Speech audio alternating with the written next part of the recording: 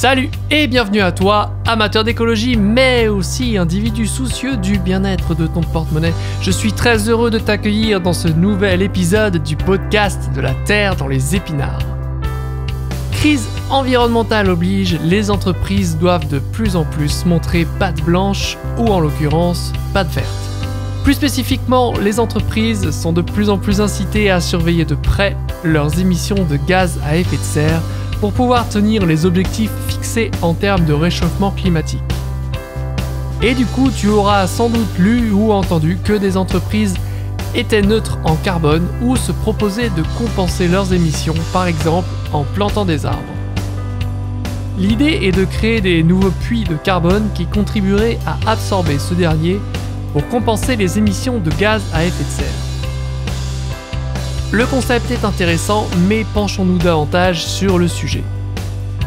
L'idée de la compensation, c'est théoriquement de mettre en place des actions ayant un bénéfice écologique permettant de compenser l'impact négatif d'un projet, d'un produit ou d'un service. Théoriquement, parce que, en pratique, c'est loin d'être aussi évident. Autant il est possible d'évaluer l'empreinte carbone d'un produit ou d'un service, autant il est plus compliqué d'estimer le bénéfice de l'action de compensation tant celle-ci dépend de multiples facteurs. Reprenons l'exemple de nos arbres pour illustrer ce point. Le premier problème que pose la compensation carbone pensée de manière comptable, c'est-à-dire je pollue tant donc je compense tant, c'est celui de la temporalité. En effet, les émissions de gaz à effet de serre que l'on se propose de compenser sont émises dans le présent, mais les bénéfices attendus, quant à eux, s'étaleront dans le temps. Un arbre nouvellement planté ne va pas absorber en 1 heure la quantité de carbone qu'il est supposé contrebalancer. Les bénéfices arriveront donc moins vite que les effets néfastes des émissions d'origine et, en attendant que les arbres fassent le boulot attendu, les gaz à effet de serre émis auront quant à eux continué à nous tenir chaud pendant quelques années. Et auront accessoirement continué à accélérer le processus d'acidification des océans évoqué dans l'épisode de podcast précédent. Et tout ça, c'est en supposant que l'arbre vive assez longtemps pour jouer son rôle. C'est en effet là qu'intervient un deuxième problème, on ne sait pas quel sera le futur de l'arbre. On peut supposer qu'il vivra quelques dizaines d'années, mais imaginons un impondérable, que la forêt plantée pour compenser les émissions de gaz à effet de serre brûle, ce qui est malheureusement un scénario qui risque d'être de plus en plus probable avec le réchauffement climatique. Dans ce cas, les dites émissions ne seront jamais compensées entièrement et l'incendie libérera également du CO2. Bon, un pas en avant, 2 pas en arrière. Il est donc difficile de savoir dans quelle mesure les arbres plantés vont pouvoir effectivement avoir des impacts positifs. On le voit, l'approche comptable de la compensation est largement insuffisante. Et tout cela, c'est en supposant que la reforestation soit réalisée dans une perspective globale. Courrier International cite ainsi, dans un article datant de décembre 2021, 2 exemples de reforestation contre-productive. Dans un cas, une forêt a été plantée sur un sol de couleur claire qui avait tendance à réfléchir les rayons du soleil. La forêt de couleur plus sombre absorbe au contraire la chaleur, accentuant le phénomène de réchauffement. Autre exemple donné par le média, une reforestation a entraîné un épuisement local des nappes phréatiques, asséché les cours d'eau et détruit les tourbières, lesquelles ont alors relâché le carbone qu'elles stockaient. Par ailleurs, la plupart des reforestations sont conduites en monoculture, ou presque, c'est-à-dire qu'on ne plante qu'une seule et même espèce d'arbre. Le problème, c'est qu'on obtient une forêt moins résiliente et fragile. Et si on ne retient pas une espèce adaptée au lieu de la reforestation, elle peut prendre le dessus sur les autres espèces déjà présentes. Bref, tu l'auras compris, si on plante n'importe quoi, n'importe où, l'initiative peut être contre-productive. Et tiens, petite anecdote tant qu'on est dans les arbres. Dans l'un de ces articles, le site YouMatter a calculé le nombre d'arbres qu'il faudrait planter en France pour compenser l'empreinte carbone de tous les Français.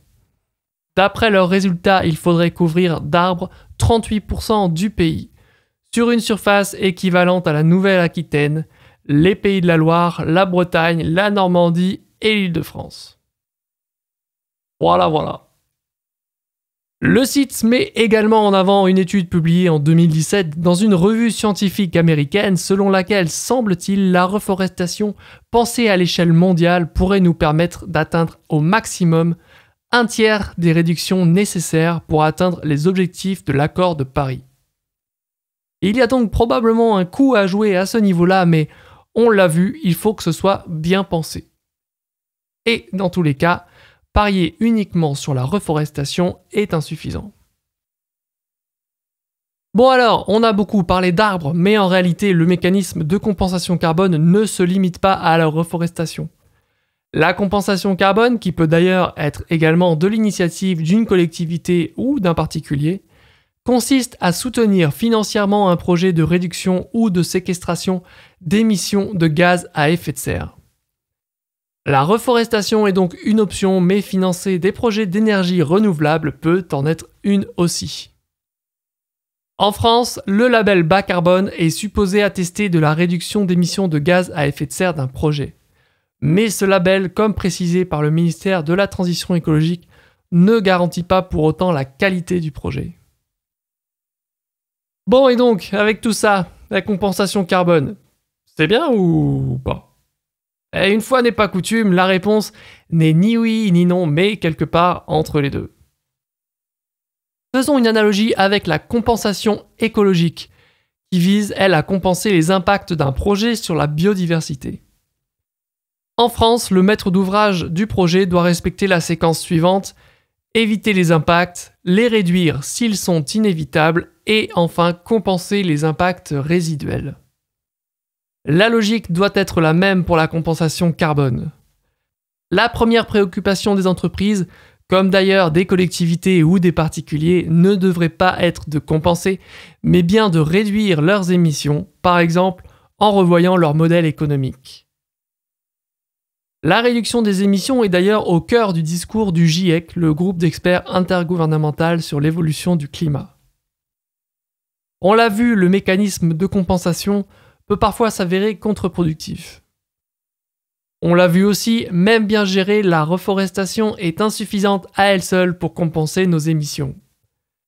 Les énergies renouvelables, quant à elles, ont une empreinte carbone non nulle, même si elle est réduite en comparaison d'autres types d'énergie. La compensation, donc, pourquoi pas, mais en dernier recours. Elle ne doit pas devenir un prétexte pour ne pas réduire les émissions à la source. Car un autre problème concerne le discours de certaines entreprises affichant des discours marketing dans lesquels elles se prétendent climatiquement neutres ou neutres en carbone ou toute autre expression similaire.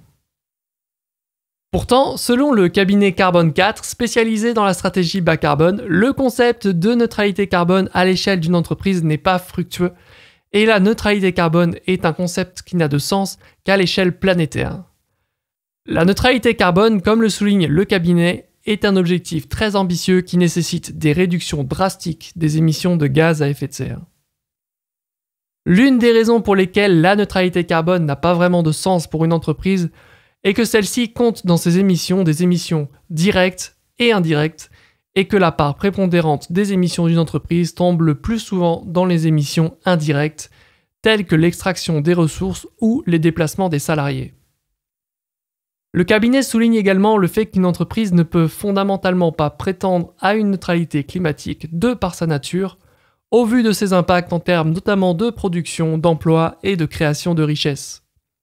Pour tenir compte de cette réalité et pour décorréler l'action d'annulation d'empreinte carbone et le financement de projets en faveur de la neutralité carbone, le cabinet Carbone 4 propose d'ailleurs de remplacer le terme « compenser » par « contribuer ». Selon lui, la démarche d'une entreprise doit suivre les étapes suivantes. Réduire ses émissions directes et indirectes, réduire les émissions des autres par exemple en commercialisant des solutions bas carbone, et augmenter les puits de carbone. On est donc sur une démarche globale. Le problème du discours de neutralité climatique des entreprises est qu'il laisse à penser aux consommateurs que leurs actes de consommation n'ont pas d'impact. Or, on l'a vu, la compensation n'est pas toujours efficace d'une part et n'empêche pas les émissions d'autre part. En résumé, donc, la compensation carbone est un outil qui a son intérêt en parallèle des réductions d'émissions de gaz à effet de serre. Mais il ne faut pas considérer que la seule compensation carbone nous permettra d'atteindre une neutralité carbone, une notion qui n'est pertinente qu'à l'échelle planétaire ou d'un État, en tout cas pas d'une entreprise. La neutralité carbone serait plutôt l'action conjointe de la réduction drastique des émissions de gaz à effet de serre et de la création de puits de carbone. On arrive à la fin de cet épisode, j'espère que ça t'a plu. Si oui, n'hésite pas à t'abonner comme d'habitude et si ce n'est pas déjà fait, aux pages Instagram de la Terre dans les épinards, à la page Facebook, à la newsletter du site de la Terre dans les épinards.fr. Bref, à tout, et n'hésite pas à me dire aussi dans les commentaires Insta ou Facebook ou par email s'il y a des sujets liés à l'écologie au quotidien que tu aimerais voir abordés et je verrai ce que je peux faire.